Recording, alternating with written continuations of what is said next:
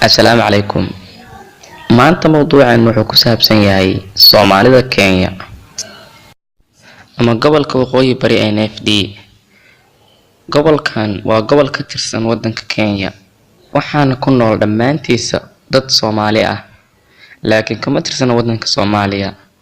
Dadka Soomaaliyeed ee ku nool gobolkaas NFD waxaa haysata dhibaatooyin aad iyo aad u fara badan, waxaana ka mid ah dil, dhac, kufsi iyo boob. Falalkaas xunxun waxaa ka dambeeya xukuumadda dowladda Kenya. Macnaha waxaan ula jeednaa dad khaas ah oo reer Kenya ayaa ka dambeeya dhibaatadaas iyo halaaga haysata ummadda Soomaaliyeed ee ku nool gobolka NFD-na. waa xaalad ganacsi iyagoo ka faa'iideysanaya reer Kenya. Gobolkan waxaa Kenya u galay gacantooda xilligii gumaysiga. waxaa jirtay codbixin laga qaaday dadka ku nool dhammaan gobolkaas. codbixintaas oo ahayd in ay ku biiraan wadanka Soomaaliya, laakiin taasi ma dhicin kadib markii xoog lagu qabsaday gobolkaas NFD. gumaysigii Ingiriiskuna wuxuu khasab ugu daray dalka Kenya gobolka NFD. dadka ku nool gobolka NFD dhammaantood waxay ka soo jeedaan waqooyiga Soomaaliya iyo galbeedka Soomaaliya iyo qaybaha kale ee Soomaaliya.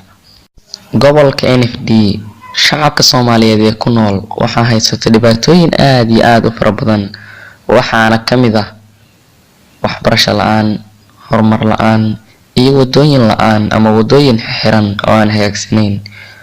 horumarka gobolka NFD waxaa hortaagan dowladda Kenya, isla markaana madaxa kaga taagan in ay gaaraan wuxuun horumar ah.